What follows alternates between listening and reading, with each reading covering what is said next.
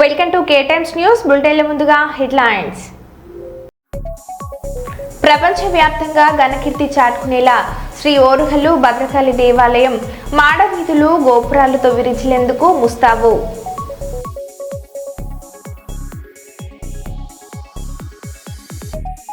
ఆసుపత్రి అభివృద్ధికి సహాయ సహకారాలు అందిస్తా, ఎంపీ ల్యాండ్స్ నిధులతో ఒక అంబులెన్స్ ఇస్తా, కర్నూలు ఎంపీ బస్తిపాటి నాగరాజు.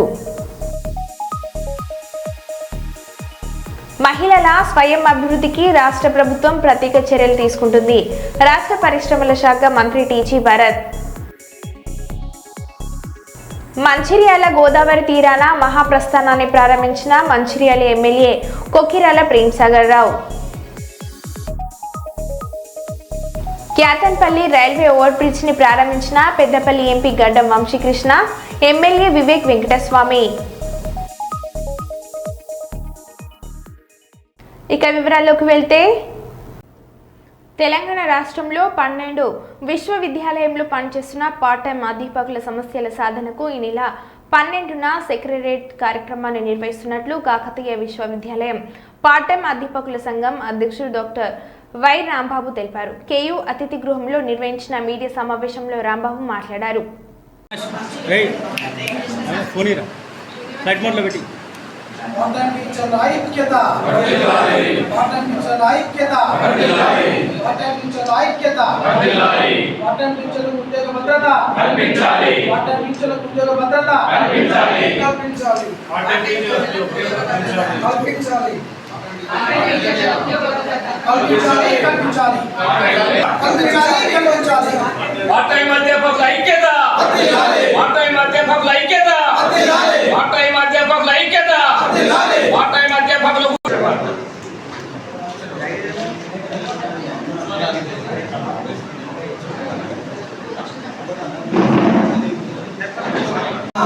ఏమంటే ఇన్ని సంవత్సరాలు మేము యూనివర్సిటీలో పనిచేస్తున్నప్పటికీ మా సర్వీస్ వాళ్ళు కన్సిడర్ చేయట్లేదు, మాకు ఎలాంటి ప్రాధాన్యత ఇవ్వలేదు అందులోని.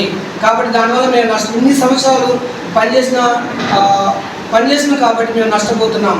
ఆ జీవోలో ఉన్నటువంటి మార్పులు తక్షణమే మార్పు చేసి వీలైతే దాన్ని రద్దు కూడా చేయాలని మేము ఈ సందర్భంగా విజ్ఞప్తి చేస్తున్నాం. మాకు ముఖ్యంగా ఉద్యోగ భద్రత అనేటువంటిది కల్పించాలి ఈ గవర్నమెంట్. మాకు జాబ్ సెక్యూరిటీ ఇచ్చిన తర్వాతనే నెక్స్ట్ ఫర్దర్గా గవర్నమెంట్ రిక్రూట్మెంట్కి పోవాలని మా యొక్క విజ్ఞప్తి. అదేవిధంగా ఈ యొక్క జీవో నెంబర్ 21 ఇచ్చిన దానిలో భాగంగానే మేము దాన్ని రద్దు చేయాలని, మాకు జాబ్ సెక్యూరిటీ కల్పించాలనేటువంటి ఆలోచనతో ఈ నెల 15న చలో సెక్రటేరియట్ అనేటువంటి ప్రోగ్రామ్ని మేము నిర్వహిస్తున్నాం. దీనికి మా పార్ట్ టైం అంటే తెలంగాణలో ఉన్నటువంటి 12 యూనివర్సిటీల్లో పనిచేస్తున్నటువంటి పార్ట్ టైం అధ్యాపకులందరూ కూడా నిర్ణయం తీసుకొని ఆ నిర్ణయం మేరకు ఏప్రిల్ 17న చలో సెక్రటేరియట్ అనేటువంటి ప్రోగ్రామ్ నిర్వహిస్తున్నాం. కాబట్టి ఈ యొక్క ప్రోగ్రామ్ని అన్ని యూనివర్సిటీలో ఉన్నటువంటి పార్ట్ టైం అధ్యాపకులు విజయవంతం చేస్తారని, అదేవిధంగా నా తరఫున మీకు విజ్ఞప్తి చేయడం మీరు కూడా మాకు సహకరిస్తారని ఎలక్ట్రానిక్ అండ్ ప్రెస్. గవర్నమెంట్ ఇచ్చినటువంటి 21 జీవోలో మాకు ఇచ్చిన ప్రస్తావన ఎక్కడ మాకు కనిపించలేదు. కాబట్టి దాన్ని వెంటనే రద్దు చేయాలని మేము డిమాండ్ చేస్తున్నాం. ఎందుకనగా 15 ఇయర్స్ నుంచి మేము ఈ యూనివర్సిటీని కాపాడుతున్నాం. ఏ రిక్రూట్మెంట్ జరిగినప్పుడు మా అవసరాన్ని గుర్తించి రిక్రూట్ చేసుకున్నటువంటి ఈ యూనివర్సిటీ, పార్ట్ టైం టీచర్గా తీసుకున్నటువంటి ఈ యూనివర్సిటీస్ ఇప్పుడు మాకు 21 జీవోలో ఎటువంటి అవకాశం లేకుండా మాకు ప్రాధాన్యత అనేటువంటిది ఎక్కడ మా సర్వీస్ని గుర్తించలేదు. కాబట్టి దాన్ని వెంటనే రద్దు చేయాలి, లేదంటే మార్పు చేయాల్సిన అవసరం ఉంది అని మేము మీ ద్వారా గవర్నమెంట్ని కోరుచున్నాము. అన్నిటికన్నా ముఖ్యంగా నెక్స్ట్ జరిగే రిక్రూట్మెంట్ ఏదైతే ఉంటుందో అందులో మాకు ఫస్ట్ ప్రయారిటీని మాకు కల్పించాలని. దట్టు ఇంకొకటి ఏంటి అంటే మాకు ముఖ్యంగా జాబ్ సెక్యూరిటీ ఇవ్వాలి. జాబ్ సెక్యూరిటీ మాకు ఇచ్చిన తర్వాతనే మిగిలినటువంటి రిక్రూట్మెంట్ ఏదైతే ఉంటుందో పోస్టులు వేకెన్సీ ఉంటే దాన్ని నింపుకోవాలని మేము గవర్నమెంట్ని ఈ సందర్భంగా కోరుకోవడం జరుగుతుంది. దేశవ్యాప్తంగా నెలకొన్న పుణ్యక్షేత్రాలలో ఒక ప్రత్యేకమైన దైవక్షేత్రం ఓరుగల్లు శ్రీ భద్రకాళి దేవాలయం రాష్ట్ర వ్యాప్తంగా దేవాలయాల అభివృద్ధిలో భాగంగా గత ప్రభుత్వం తీసుకున్న నిర్ణయాల మేరకు వరంగల్ చారిత్రాత్మక దేవాలయమైన భద్రకాళి దేవాలయం అభివృద్ధిపై కాంగ్రెస్ ప్రభుత్వం కూడా దేవాలయ ప్రాంగణంలో మాడవీధుల నిర్మాణం, దేవాలయ పరిసరాలను మరింత అభివృద్ధి చేసే విధంగా ప్రభుత్వం నిర్ణయం తీసుకుంది. ఇందుకోసం మొదట 30 కోట్ల రూపాయలను కేటాయించింది. స్పెషల్ డెవలప్మెంట్ నుంచి 20 కోట్లు, కాకతీయ అర్బన్ డెవలప్మెంట్ అథారిటీ కూడా నుంచి 10 కోట్ల రూపాయల నిధులు విడుదల చేసి మాడవీధుల నిర్మాణాలతో పాటు భక్తుల్ని ఆకర్షించేలా ఆలయ పరిసర ప్రాంతాన్ని తీర్చిదిద్దే విధంగా పనులు ప్రారంభించింది.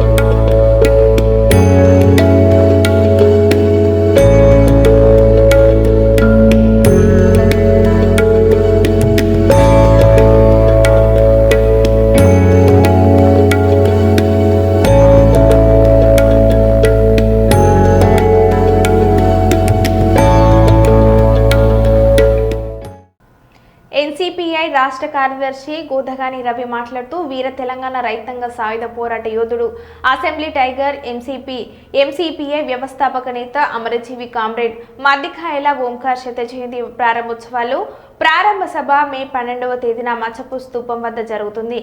కామ్రేడ్ ఓంకార్ త్యాగులు నిల్వెత్తు ఆదర్శమని అన్నారు.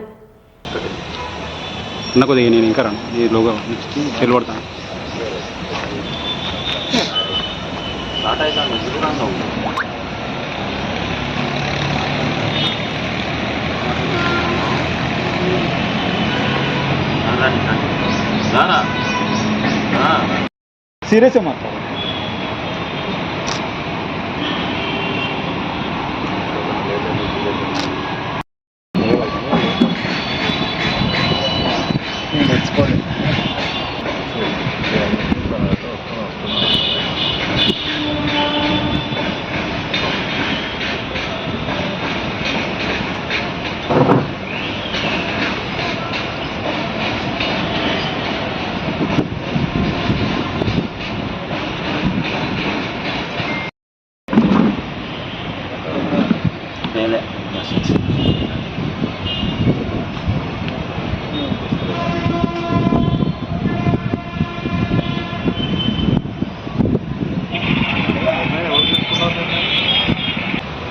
మా పార్టీ వ్యవస్థాపక నేత అంటే ఎంసీపీఐ, ఎంసీపీఐయు పార్టీని నిర్మాణం చేసినటువంటి మాజీ శాసనసభ్యులు అమరజీవి కామ్రేడ్ మద్దికాయల ఓంకార్ గారి యొక్క శత జయంతి వార్షికోత్సవాలను వచ్చే నెల మే 12వ తేదీన వారి యొక్క స్మారకార్థం నిర్మించినటువంటి మచ్చాపూర్ స్తూపం వద్ద ప్రారంభించి 2026 మే 12 వరకు కొనసాగించడం అనేది జరుగుతూ ఉంది.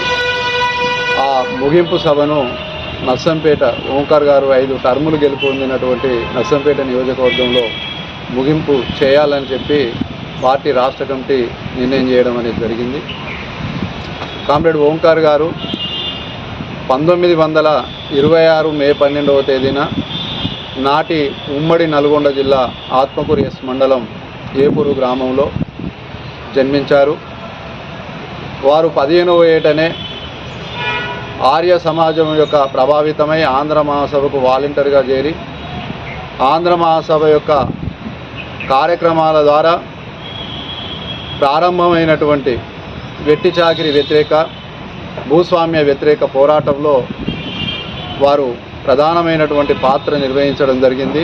ఆ పోరాటాన్నే వీర తెలంగాణ రైతాంగ సాయుధ పోరాటం అని అంటాం. 1946 నుంచి 1951 వరకు సాగినటువంటి ఆ మహత్తర తెలంగాణ రైతాంగ సాయుధ పోరాటంలో దాదాపు 10 లక్షల ఎకరాల భూమి పంపిణీలో పాల్గొన్నటువంటి అగ్రశ్రేణి నాయకత్వంతో పాటు కామ్రేడ్ ఓంకార్ గారి యొక్క పాత్ర కూడా బహుముఖమైనటువంటి. సాయుధ పోరాట విరమణ తర్వాత ఆనాడు పార్టీ వరంగల్ జిల్లా బాధ్యతలు ఇస్తే బయటికి వచ్చినటువంటి ఓంకార్ గారు నర్సంపేట నియోజకవర్గంకి అంటే నర్సంపేట కేంద్రానికి 4 కిలోమీటర్ల దూరంలో ఉన్నటువంటి మాదనపేట గ్రామాన్ని కేంద్రంగా చేసుకొని తిరిగి పంచరాయి భూములు, పొరంబౌకు భూములు, అలాగే పోడు భూములు, ఇలా అనేక లక్షలాది ఎకరాల భూములు పేద ప్రజలు స్వాధీనం కావడానికి జరిగినటువంటి మహత్తరమైనటువంటి పోరాటానికి కామ్రేడ్ ఓంకార్ గారు అండదండగా నిలబడడం జరిగింది. ఆ యొక్క వ్యక్తిగత హింసావాదాన్ని వ్యతిరేకించాడు, భూస్వాముల యొక్క దోపిడీ అసమానతలను వ్యతిరేకించాడు. పేద ప్రజల తరఫున పోరాటం చేసినటువంటి ఆ మహానుభావుడు జన్మించి రేపు మే 12కు 99 సంవత్సరాలు పూర్తయి మళ్ళీ 26 మే 12 వరకు 100 సంవత్సరాలు పూర్తవుతున్నటువంటి సందర్భంగా ఎంసీపీయు పార్టీ ఆధ్వర్యంలో ఈ సంవత్సరం కాలం పాటు కామ్రేడ్ ఓంకార్ గారి యొక్క శతవార్షికోత్సవ సభలను జరపాలని చెప్పి పార్టీ నిర్ణయం తీసుకున్నది. నెలకు ఒక అంశాన్ని తీసుకొని ప్రజా ఉద్యమాల నిర్మాణం చేసేటువంటి క్రమంలో ముందుకు వెళ్తాం.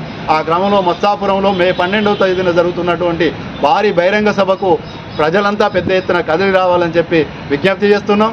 ఆ స్తూప పునర్నిర్మాణానికి కార్యక్రమాల నిర్వహణకు కూడా దాతల దగ్గరికి పార్టీ నాయకత్వం వస్తుంది.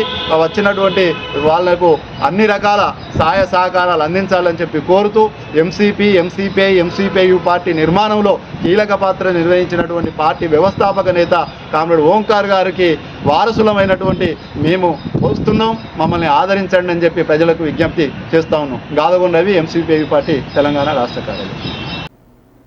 భారత రాజ్యాంగ నిర్మాత భారతరత్న డాక్టర్ బిఆర్ అంబేద్కర్ బడుగు అభ్యున్నతులకు చేసిన కృషి మరవలేదని పర్కాల మాజీ ఎమ్మెల్యే చెల్ల ధర్మారెడ్డి అన్నారు. అంబేద్కర్ జయంతి సందర్భంగా నియోజకవర్గంలోని సంఘి మండల కేంద్రంలో అంబేద్కర్ విగ్రహానికి పూలమాలలు వేసి ఘనంగా నివాళులను అర్పించారు. ఈ సందర్భంగా చెల్ల ధర్మారెడ్డి మాట్లాడుతూ పేద బడుగు బలహీన వర్గాల అభ్యున్నతికి అంబేద్కర్ చేసిన కృషి మరవలేనిదని, ఆయన కలలు కన్నా సమాజాన్ని సాధించుకుందామని అన్నారు. భూమి ఉన్నంత కాలం భారత ప్రజలకు ఆయన గుర్తుండిపోతారని అన్నారు.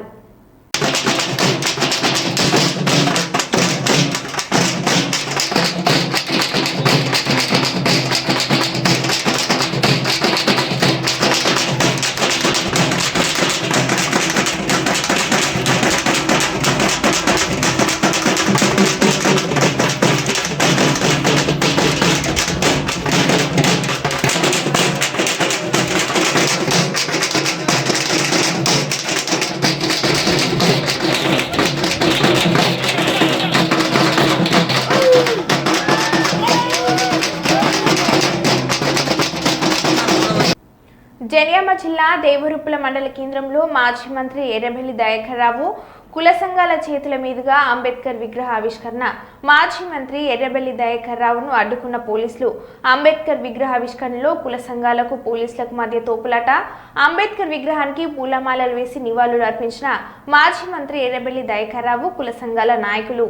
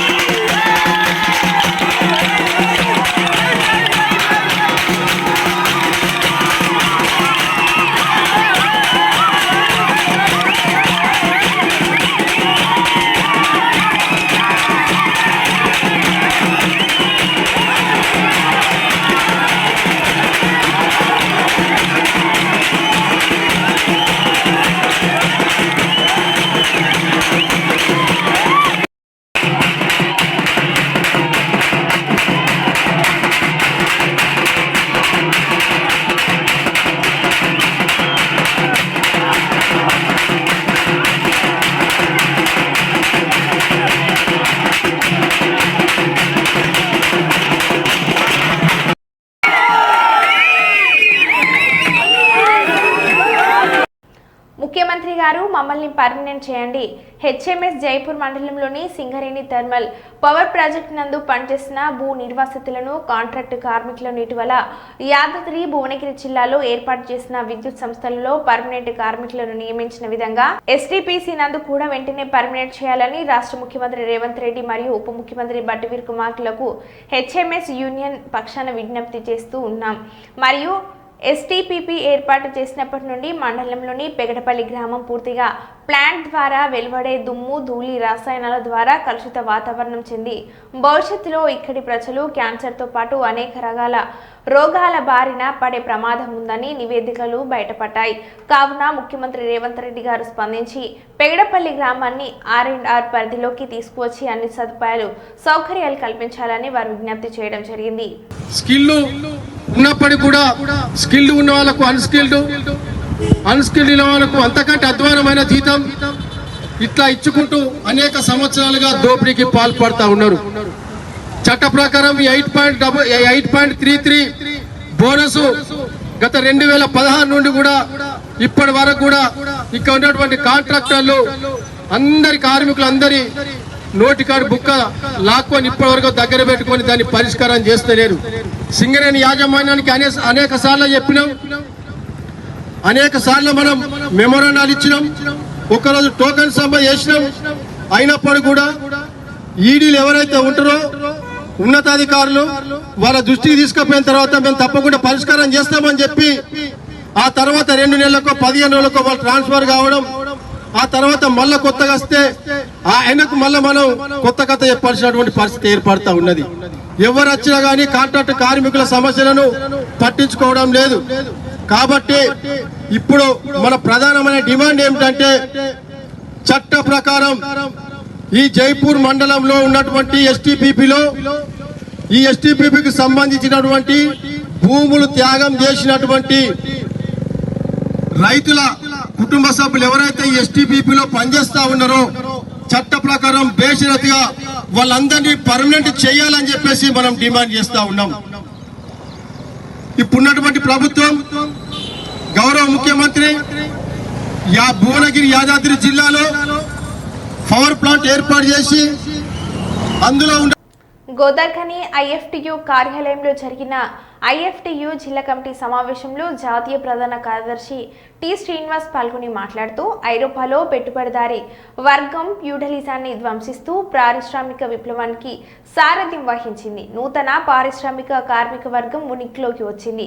అది సూర్యోదయం నుండి సూర్యాస్తమం వరకు యంత్రాల్లో యంత్రమై యాంత్రిక బతుకు గడిపే దుస్థితిని సృష్టించింది. పని గంటల తగ్గింపు డిమాండ్ మార్క్స్ జీవిత కాలంలో మొదట యూరప్ కార్మిక వర్గం తెరపైకి తెచ్చింది. పారిస్ కమ్యూన్ ఓటమి రక్తసిక్త అణచివేతకు దారితీసిన నేపథ్యంలో యూరప్ కార్మిక వర్గం పురిటి నొప్పి భరించే చీకటి కాలంలో అమెరికా కార్మిక వర్గం దీపస్తంభమై నిలిచింది. ఫలితమే 1986 చికాగో కేంద్రంగా పెట్టుబడిదారీ వర్గం మీద పని గంటల తగ్గింపుకై శ్రామిక వర్గ తిరుగుబాటు బావుట 6 కార్మికుల అమరత్వం, 7 ఉరిశిక్షలు, 4 ఉరితీతలతో చరిత్రకెక్కింది. 1889లో ఎంగెల్స్ చొరవతో జరిగిన సోషలిస్టు ఇంటర్నేషనల్ మే 1 అంతర్జాతీయ శ్రామిక దీక్ష దినంగా ప్రకటించింది. నాటి నుండి నేటి వరకు కార్మిక వర్గం పోరాట దినంగా పాటిస్తుంది.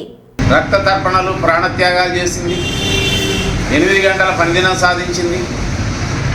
ఇన్ని సంవత్సరాల తర్వాత తిరిగి భారతదేశంలో ఉన్నటువంటి పాలక వర్గాలు, మోడీ ప్రభుత్వం 8 గంటల పని కాదు, కార్మిక హక్కులు ఏం లేకుండా ఇవాళ కార్పొరేట్ సంస్థల ప్రయోజనాల కోసం భారతదేశ కార్మిక వర్గం పోరాడి సాధించుకున్నటువంటి హక్కుల్ని, సౌకర్యాలని, సంక్షేమాన్ని మొత్తాన్ని కూడా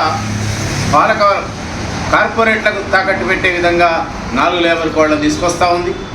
ఇది అమలైతే బ్రిటిష్ కాలం నాటి కట్టుబానిసత్వంలో ఎట్లా కార్మిక వర్గం పనిచేసిందో, మేడే కంటే పూర్వపు స్థితి ఏదైతుందో అట్లాంటి స్థితిలో కార్మిక వర్గం పనిచేయాల. పని గంటలు ఉండవు, ఎన్ని గంటల పని అనేటువంటిది ఉండదు. అదేవిధంగా సమ్మె చేసే హక్కు ఉండదు, సంఘం పెట్టుకునేటువంటి హక్కు ఉండదు, సంక్షేమం ఉండదు. ఏ హక్కులు లేకుండా కట్టుబానిసలుగా మార్చేటువంటి విధంగా ఇవాళ మోడీ ప్రభుత్వం ఈ చట్టాల సవరణ తీసుకొస్తాం, అమలు చేయబోతా ఉంది. 3వ మూడోసారి అధికారంలోకి వచ్చిన తర్వాత 100 రోజులు అమలు చేస్తానని ప్రకటించింది. మేలో అమలు చేస్తుందా, జూన్లో అమలు చేస్తుందా, కానీ అన్ని రాష్ట్రాలకు మాత్రం ఖచ్చితంగా ఇది అమలు చేయాలని 4 లేబర్ కోడ్ అమలు చేయాలనేటువంటి మాత్రం సిద్ధంగా ఉన్నటువంటి ఒక పరిస్థితి ఉంది. అందుకే కార్మిక వర్గానికి ఉరితాళ్ళు. ఇది అమలైతే ఏమీ ఉండదు కార్మిక వర్గానికి.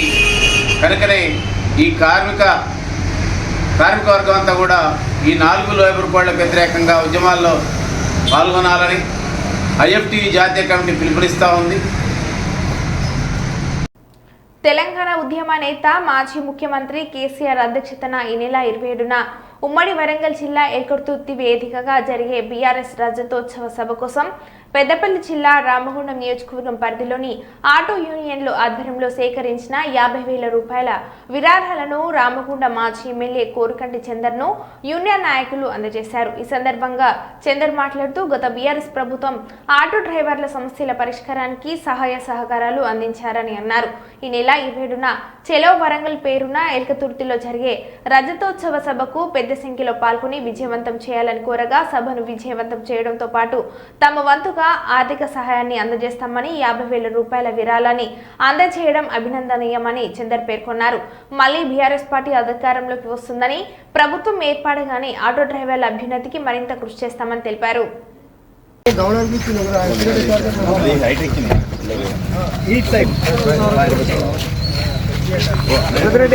ఇక్కడ తెలంగాణలో ఆటో యూనియన్ వాళ్ళు తారీఖు బహిరంగ కోసము అది వార్త మరి రవి తీసి పంపుతారు. రాజు అది పంపిస్తే అయిపోయాయి బాబు అందరికీ దాని అనగానే ఆయన నమ్మదు.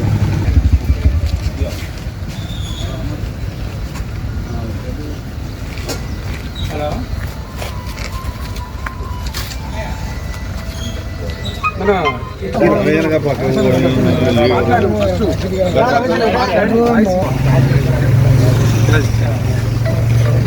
సీన్ అవుతుందా రారా బాబు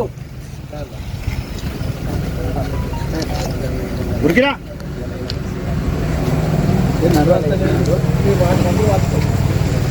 ఓకేనా